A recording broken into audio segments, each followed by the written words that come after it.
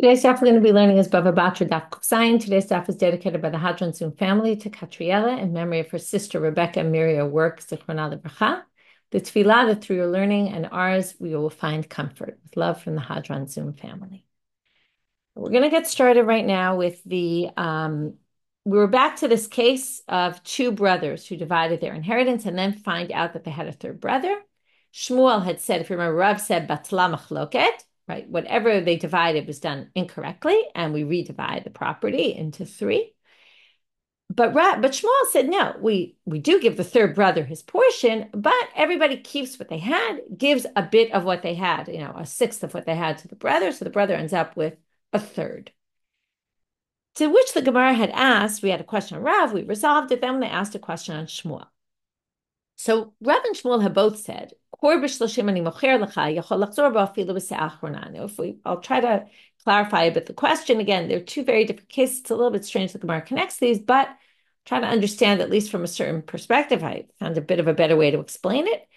If basically means, even though I'm actually getting what I bought, okay, and you're measuring it into my vessels, and you're measuring more and more and more, and it's all correct and done right, and yet it's still not a sale until the very end.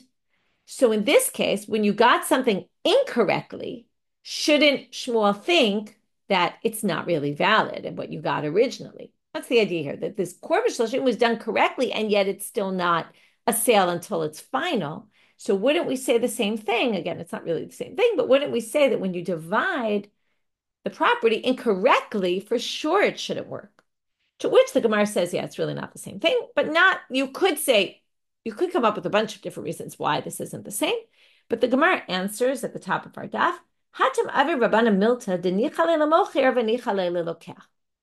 We'll start by simply saying it's the difference between a sale and dividing up inheritance. When we have a sale, both sides, let's say you're selling a large amount of stuff here, both sides want to reserve the right to change their mind. Why? Because there's a concern that by the time you measure it all out, the price might change. Now, if the price goes up, the seller's going to want to renege and say, hey, I want to sell it to someone and get what else and get more money.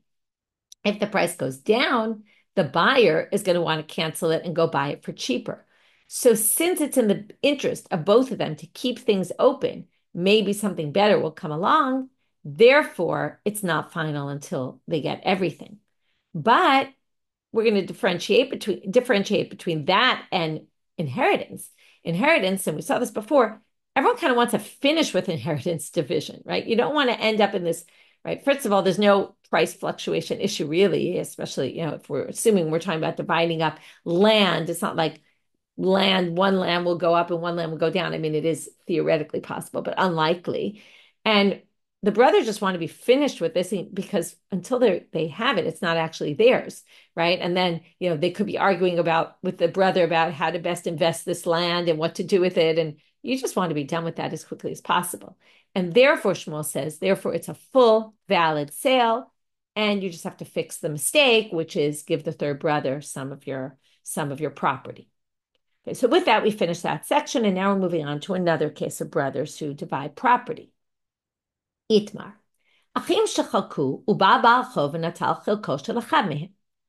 Well, what happens if the brothers already divide the property? If they haven't divided the property and a creditor of the father's comes and seizes, now remember, a creditor of the father can seize any property of the father. So if it's all together, it's easy. They take that and then everyone divides up the property after the creditor took the land. But if the land was already divided and the creditor only went to one brother to seize property, which by the way makes the most sense, the creditor's not going to want to go and deal with two different people. So they're just going to decide, okay, I'm going to take this property and it happens to be in this brother's possession.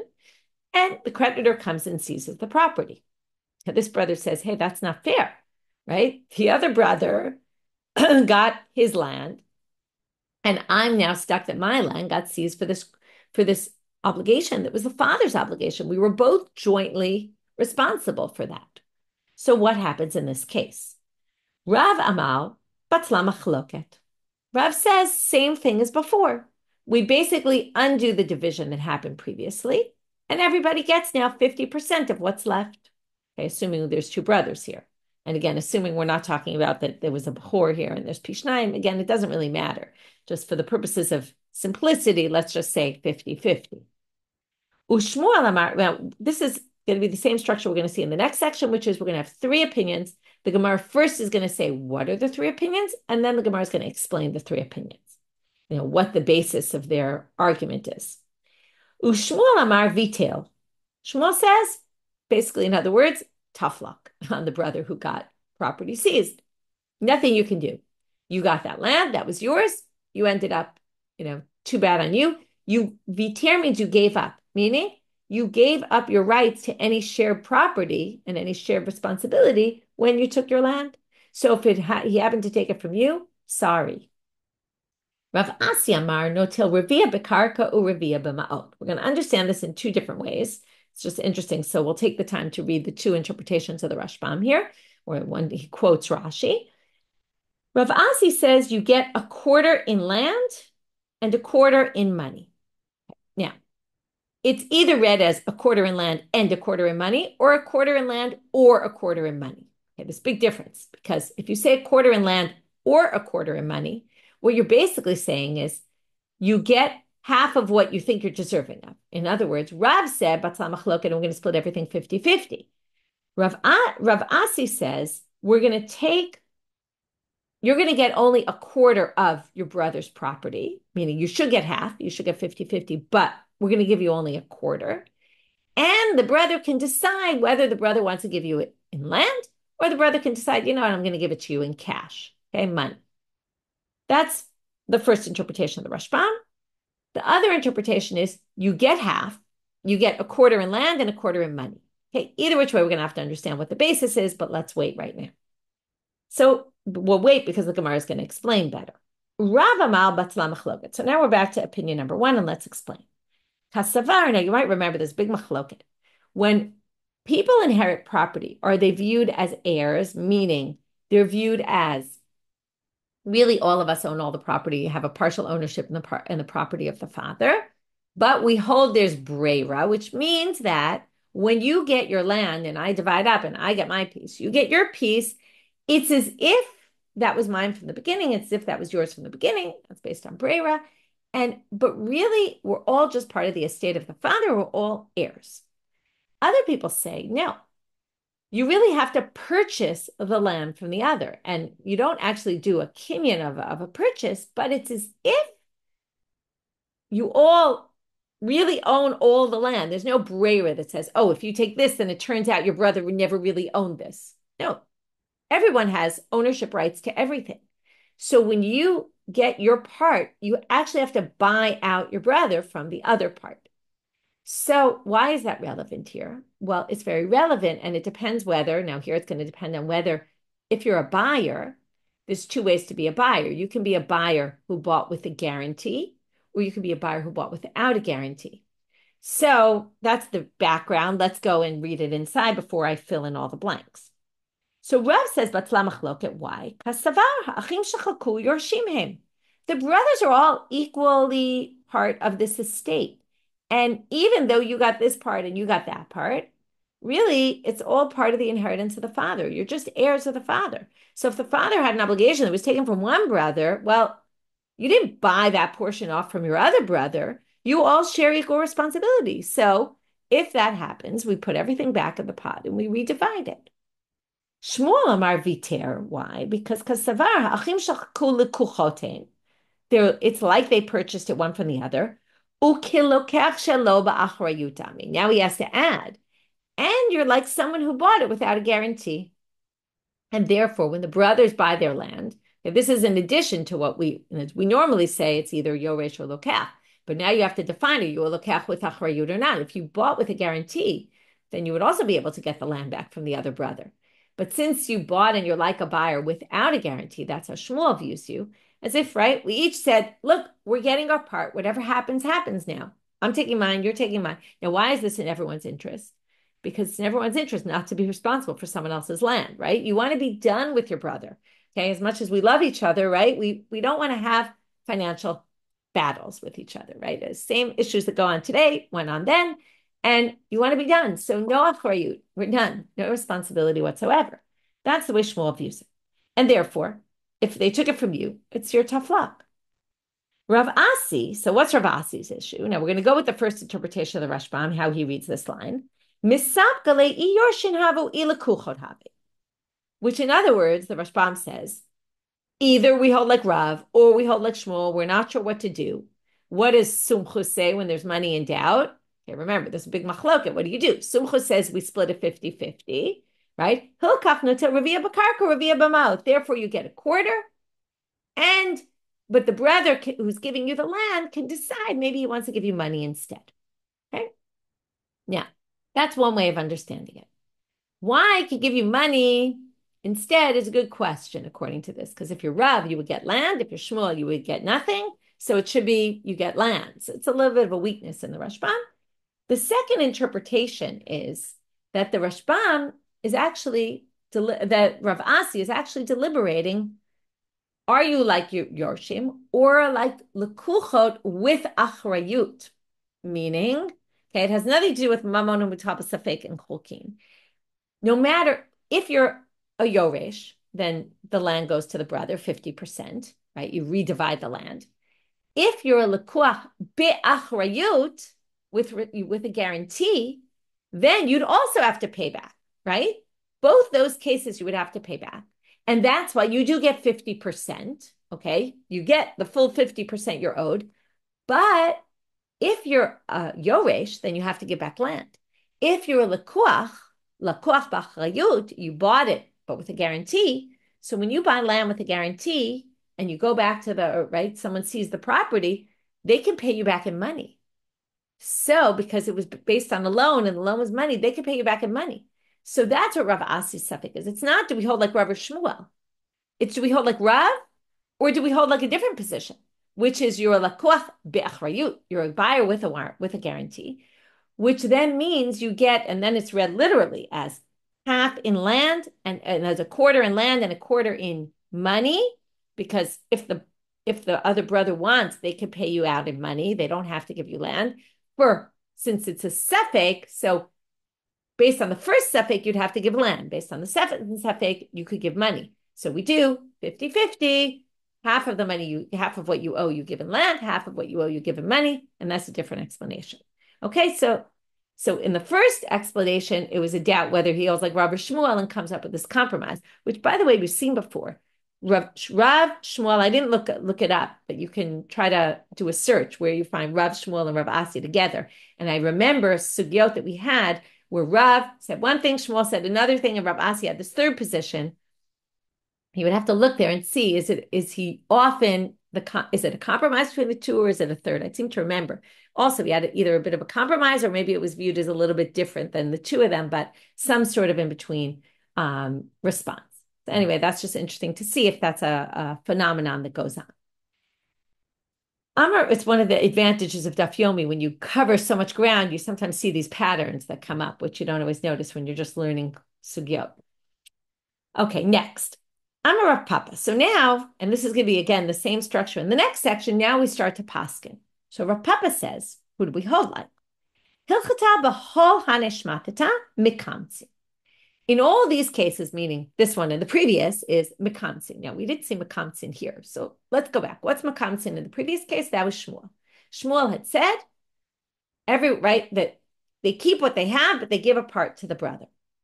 So what's mekamtzin in our case, right? It's not exactly clear. So the Rashbam explains that in our case, it's actually like Rav, okay? Because mekamtzin would be, we divvy it up somewhat, right? We take a part from one and give to the other. So that would be Rav, which says you give a part to the other, or it could actually be Rav Asi. I don't know why the Rashbam only says Rav, because theoretically you could say Rav Asi is also similar. Ameimar Amar Batla Machloket. Ameimar says we hold like Rav in both. We go back to the original division and redivide. I'm sorry, we go back to the original, undivided and redivide it. And Hilchata Batla Machloket. And the halacha is like Rav in both cases, which is actually, I just want to point out, it's very strange because we have a principle that when it comes to Dinei Mamonot, we hold like Rav. This is interesting why we hold like Shmuel. So this is interesting why we specifically hold like Rav. I don't have an answer to it. I tried to look. I didn't see anyone, at least on the daf, or not that I saw, address that issue, but I definitely thought that that was interesting. Why are you saying a Maimar? What are you asking, Ruth? I'm not sure, but Rav Papa had said, right, we pass on like Rav in one and Shmuel in the other, and a Maimar said Batla Machloket, and the halacha is Batla Machloket, which is basically passing like Rav. You're saying what's passing like a Maimar, maybe that's why? Is that what you're suggesting? Maybe. It's possible, but still it would be weird that we would go by Rav. It's also weird why a Maimar passing like Rav over Shmuel. So that's my question. Tanu Rabbanit. Now we're in a new section. It's talking about orphans. If you remember orphans, what happens if orphans inherit their father? So we're still in Yorshim. But then they have to pay things like to the widow, mizonot, let's say, or they have to pay for the daughters for the dowry. If you remember, the daughters get dowry from before the orphans divide up the property. So what you do is what's called, assuming they're too young, you do what's called shum hadayanim, and the judges come in and they assess what the value of the property is. So now we're going to have cases where the judges disagree about what the value of the property is. The first cases are very simple. One says it's worth 100, two say 200, or right? Judges and Dina Mamonot is 3. So one judge says, right, this is just the reverse. One says 200, and the other two say 100. Batel yachi b'miuto. Very simple. We follow the majority. So if the majority said 200, it's 200. The majority said 100, it's 100. What if one said 100? Okay, now it gets a little tricky in terms of the numbers. 100 means 100 zuzim. 20 and 30 are actually talking in slaim. Now, you might remember there's 4 dinarim in a sela, okay, or 4 zuzim. Dinarim and zuzim are the same. So a man is 100. 20 would be 20 times 4, which is 80. And 30 would be 120. Okay, that's pretty simple math. We're going to have reasonably simple math here, but it's going to be a lot of math stuff coming up. So we're going to have, right, we have these 3 opinions. So it's simply 80, 100, or 120. What do we do? To which Tanakama says, Nidon b'maneh, 100. We go by 100. Okay, we're going to wait, hold off right now to explain, because it's going to be just like the previous sugya. We're going to have 3 opinions, and then we're going to say, Gemara is going to go into each of the 3 opinions and explain them. We'll have some questions, and then we'll go to how do we paskin, which again, it's not so typical that the Gemara gives the psika, what we do, but in these cases they do. Rabbi Eliezer Rabbi Tzadok, second position, Omel, Nidon b'tish'im, 90. So if one says 80, one says 100, one says 120, we go with 90. Okay, ready? We're getting right. If you say you go with the middle, that sounds reasonable. But 90, why 90? Okay, we don't know. This one gets even stranger. Achirim omrim, osim shuma benehem u'mishalshim. This is of the more complicated math you're going to get today, but still not too complicated. You take the upper number and the lower number and the difference between them, okay, the differential between the 80 and the 120, which is 40, and you divide it in 3, okay, because there's 3 opinions here. So 3 judges. So you divide that by 3, and then you add a third to the bottom amount. You're basically going to get, okay, let's do it again. 80 to 120 is 40. That's the discrepancy between the 2 outer ones. 40 divided by 3 is 13 and a third. Add that to 80. So you're going to get to the lowest amount, basically. Add that third of the differential, and that's going to get you to 93 and a third, and that's how much. Okay, so we have either 100, 90, or 93 and a third. We don't yet know where they get this from. Let's wait and see. So manda amar nidon b'mana milta mitziata. And here there's 2 ways to explain this. It's either the median or the average, right? So that's a good question. What's the difference, right? If you remember your basic math, the average is add 80, 100, 120, and divide by 3, and you get 100.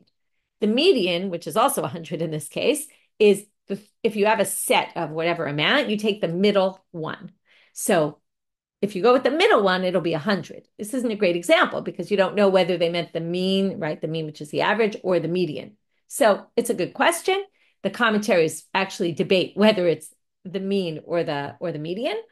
Um, so I'm going to go with that it's the median because we're going to see later that one of the differences, or at least assuming you say it's the median, is that Tanakama thinks that one of them is right. And if you're going to assume it, again, this is only if you say it's the median.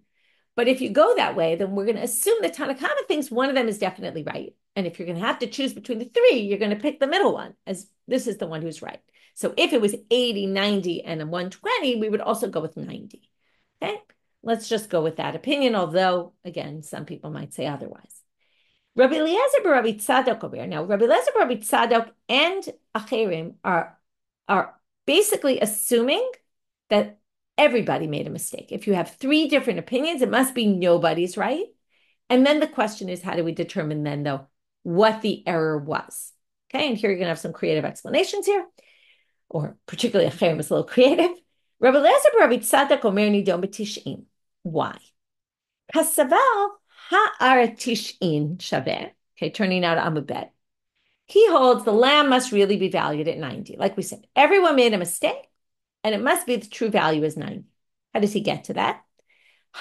Now, what he's going to do is, I'll tell you outside first. He's going to ignore the 120.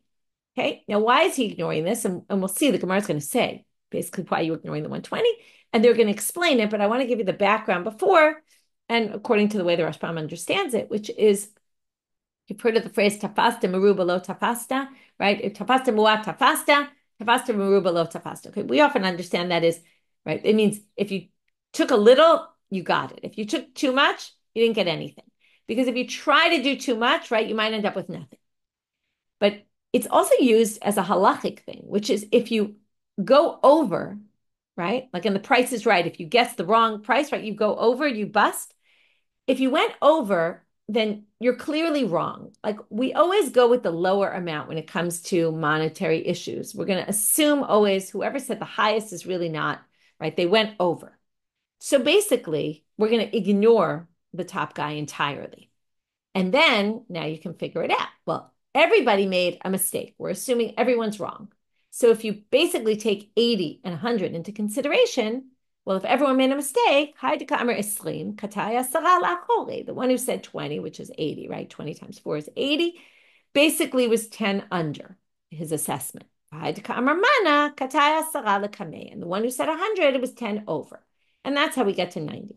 To which the Gemara asks, as I said, the Gemara is going to ask, Adrabah, why are you taking opinion number 1 and 2? Why don't you take the higher opinion? Adrabah, why don't you ignore the 80 and say it's between 100 and 120? Why don't you say, Hi Aramea Vasara Shavi? Why don't you say it's worth 110? And the one who says 100 was 10 too low.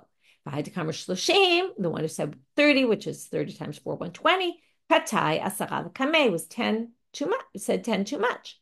To which they answer, Nako miatre kamai biyadach. Take the first two. And again, it doesn't mean the first judge who said something first. It means the two lower assessments. Because they didn't go over the 100. In other words, again, they didn't go over. They didn't try to say too much. And therefore, we assume the lower two are the ones we're going with.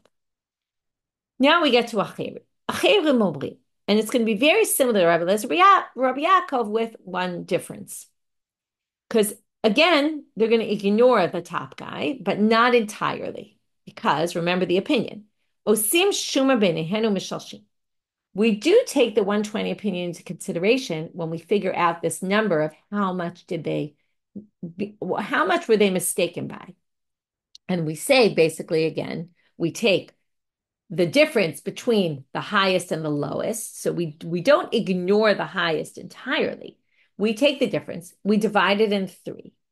But then when we figure out, well, where's it from? We're going to have it between the first 2 opinions. So we're going to then remove it from the picture. So let's read it inside. Really, it's 93 and a third.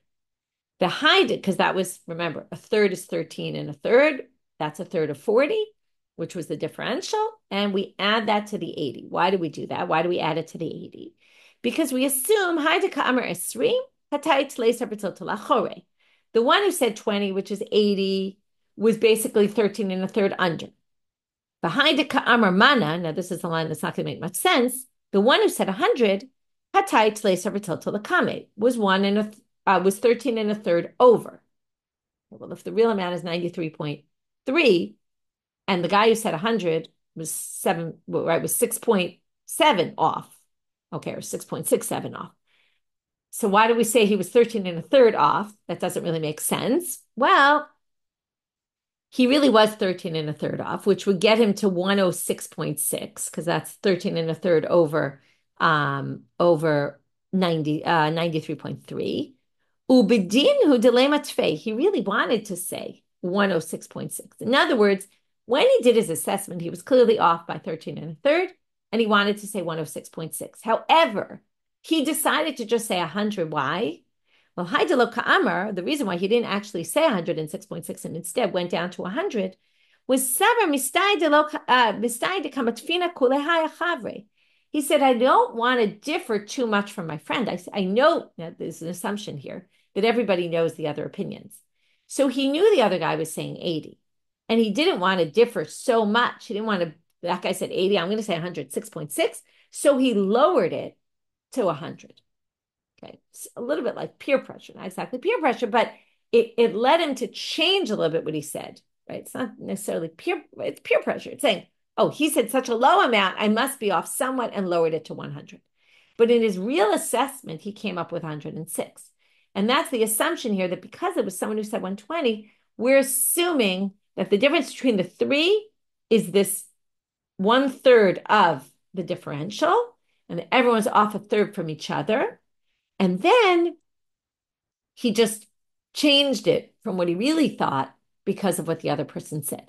And again, at this point, we're kind of ignoring the 120 guy. We took him into consideration in the beginning we factored him in the beginning to come up with the differential. But then we ignore him at the end because we say the real mistakes that we're dealing with are, number one, the two lower opinions.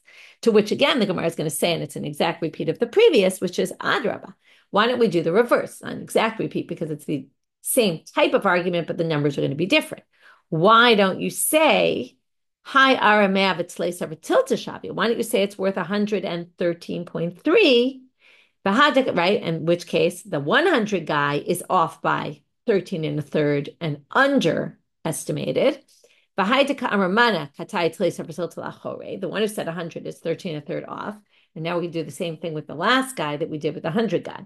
The one who says 120, he was 13 and a third overestimated. And he really wanted to say 126.6, which is 13.3 more than 113.3. But and he just didn't want to differ so much from the 100, so he lowered it to 120. So why don't we say that? And then the real amount is 113.3 and not 93.3. To which they answer, just like we did before, take the first two, the lower two assessments, because they didn't go over the 100. And therefore, we're going to stick with that and assume it's 93.3. So it's either 90 or 93.3, or according to the first opinion, 100. And again, we categorize them. I'll recategorize them now that we've understood this better, which is the first opinion thinks that one of them is actually right. And then we'll just assume it's the middle position.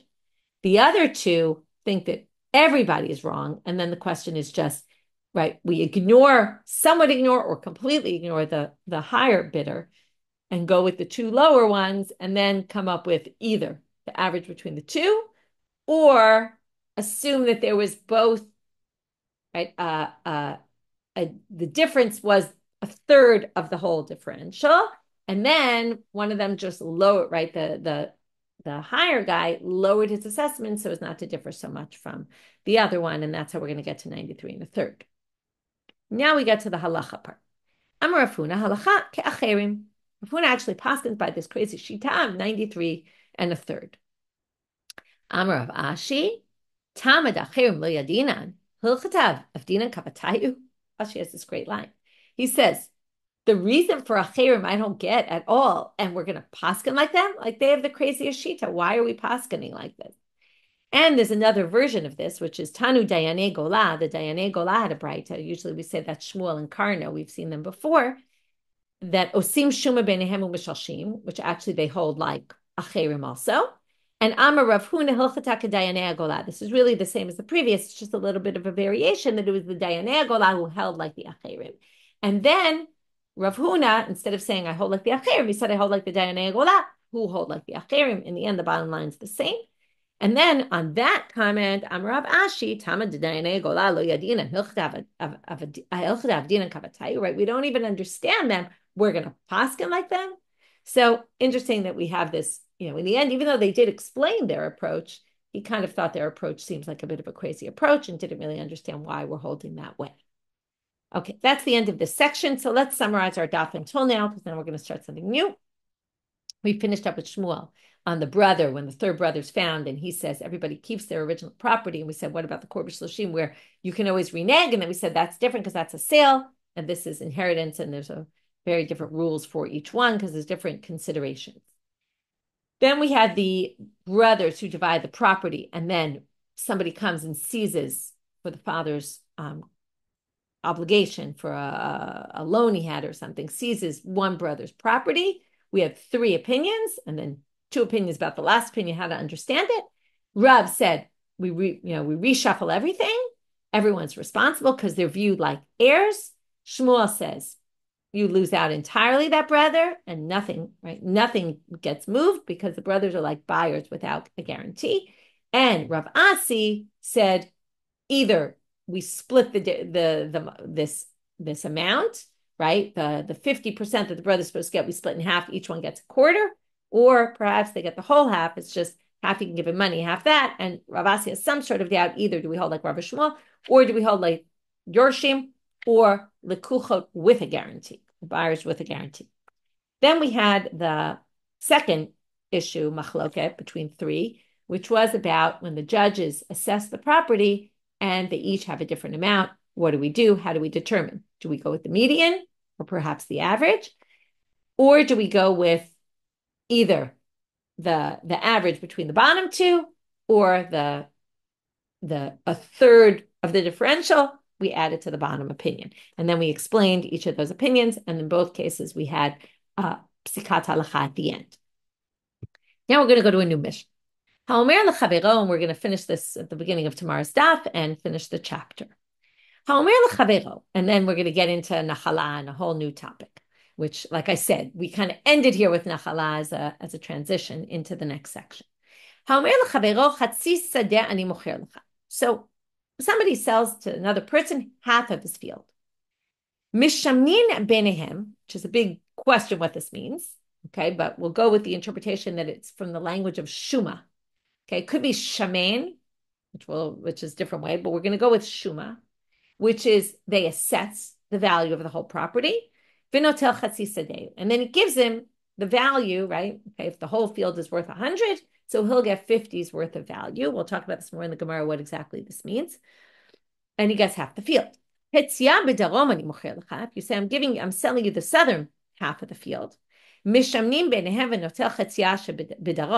So again, you assess the value of the whole field and then give him the part on this in the south side that's valued at half the entire field. And he accepts upon himself responsibility for the place of a fence. In other words, when you get the half field, you're going to want to put a fence around it. The Gemara will tell us to protect from animals. And you dig a ditch, a small ditch and a bigger ditch. Why do you dig these ditches? The Gemara is going to say also, so the animals don't stand on the ground and jump up. So you want to have a ditch so the animals kind of fall into the ditch and can't really jump over the fence. This is basically prevents you from having to build a really tall fence because you're basically doing it by digging a ditch. You need space to dig a ditch. You need space around the field to be able to dig these 2 ditches. So the Gemara says, Kama charitz, how much space do you need for a charitz? Shishat tvachim, the ditch is 6 tvachim wide. You're going to need actually more because you're going to need space on either side of the ditch. And a ben charitz is shlosha. The smaller ditch, the narrower ditch is 3. We're going to have to see in the Gemara tomorrow why we need a narrower ditch, a wider ditch. Okay, now, there's some you might have noticed I didn't really explain who gives this part. So there's a big debate how to understand this because it just says who mekabel alav. He accepts upon himself, the seller or the buyer. So it's a big debate. Nobody knows. It could be the seller, and that's really the way I think the Rashbam goes with that, which is the Rashbam. The seller, when the seller gives you half a field, when the seller gives you a whole field, so you get the whole field, and that's it, that you get the field. When you get a half a field, you need some space around the half field that juts into the other half for a fence and all that. And the Rashbam says basically when the seller sells you a field with this half field and whatever you need for that half field, all the needs of that half field, and therefore you get this extra space. The weakness of this commentary, which would lead others to say it's the buyer has to take responsibility for that, because what's the difference if you get half a field or a whole field? Either which way, you need a fence around it. And maybe it's the point is, well, that's the buyer's responsibility and he can't demand that from the seller. So there's no way to know how this line goes, and we'll move on. I'm a Rabbi Chiur bar Abba ma Rabbi Yochanan. So Rabbi Chiur bar Abba now says in the name of Rabbi Yochanan, and then in a minute, it's not that he holds this way, he's just quoting Rabbi Yochanan. I'll give you a little background, which is Rabbi Chiur bar Abba was from Babylonia and then moved to Israel. And that's going to be important when Rabbi Yochanan retorts to him and calls him, you were eating dates in Babylonia when we were learning and you don't know anything. So Rabbi Chiur bar Abba says in the name of Rabbi Yochanan, Lokech notel kachush shebo. When the Mishnah says mishamnim benehem, you assess the value of the field, and let's say it's 100, you'll get 50's worth of the field. But remember, we talked about edit and ziburit land. There's better land, there's worse land. So you can give, maybe you'll get 60% of the size of the field, but you're going to end up with, right, which will be valued at 50% of the field. But if they want, they can give you the bad stuff. Okay, they can give you the worst part of the field. The buyer has the lower hand here. The seller has the upper hand to say, I'm giving you the weaker land. So Amalei Rabbi Chiur bar Abba Rabbi Yochanan, v'ha'anu mishamnim benehem tnam. But he says it says mishamnim. Now, first of all, mishamnim could be milashon shuman. You get the better land. Okay, it could be right, or we evaluate and you get equal land. So why are you saying right? He assumed mishamnim means if there's good land and bad land, so you give 50% of the good land and 50% of the bad land. That's also we assess what the quality of the land is. We assess, and maybe that's what it means. So Amarle, here comes Rabbi Yochanan's insult. Well, you were just sitting eating dates in Babylonia. Remember, Babylonia had really good dates. Targimna misefa. We were explaining this from the end of the Mishnah. And now again, it's a little hard to understand how we read this line. But Dikatani, and there's different explanations, okay? Dikatani seifa, it says in the end, Chetzia b'darom ani mocher lecha, mishamnim benehem v'noten chetzia b'darom. V'amai mishamnim benehem, ha-chetzia b'darom, Amalei. Comes Rabbi Yochanan and says, why would you have to assess the land and assess the value and then divide it? Wouldn't you just say, chatzi shebedarom, if you get the half in the darom, so you get the half in the darom. Why do you have to start making an assessment? So the way he understands it, and again, there's different ways to read this line, Amalei ela lidame, hachanami lidame. It must be the value, meaning, if you're promising to sell me the half in the south, what it means is, if the half of the south, let's say, is better land, then X amount of land would be, the half in the south would be valued at a certain value. You can decide to give me that value, but give me the land in the north. As the seller, you have the upper hand to do this. In other words, what Rabbi Yochanan is saying is, you shouldn't have to say Mishamnim benehem. You should just get the half in the darom. Like, well, what are we talking about? To which he says, what it must mean Mishamnim is, you promised me the half in the darom. That means you have to give me the value of the half in the darom. But you can give it to me from any land you have, and even if it's worse land. And therefore, say the same thing from the beginning. The Mishamnim means we assess how much half the field is worth based on, if there's good and bad. But I can. As the seller can give that worth in bad land if they want. Again, it means you're going to get more land, but you're going to get worse land. So that's the way Rabbi Yochanan explains himself and puts Rabbi Chiur bar Abba in his place. Mikabel alav mekom gader. We'll just start this section now. So what about this gader and the charitz and the ben charitz? So Tana, they bring a braita, charitz mi bachutz, uben charitz mi bifnim. On that, let's even start. So let's start from the gader. The first thing you put around is a fence. Then you do the ben charitz, because that's more in, meaning they're all outside the fence, but closer to the property. If you have the Koran, there's actually a nice picture there. And the charitz is even farther out. The big wide one is the one that's farthest away. And then the Gemara is going to get into tomorrow, why do you need these and what's the purpose? But we'll just already read the next line, which is Kadesh Shalote Chaya Kopetza. This whole thing is so that animals don't jump into the property, don't jump over the fence, and that's why you need them. But again, why do you need both? We're going to have to figure out. Okay, so this last section was just about someone who buys half a field or half a field in the south. How do you assess it? And Rabbi Yochanan's understanding that, which is how we actually paskin, that the seller has the right to give the less valuable property, but as long as it's assessed at half the value of the field. With that, we finish for today, and tomorrow's Erev Yom Kippur we'll learn as usual, and then I'll put up the daf for Yom Kippur after.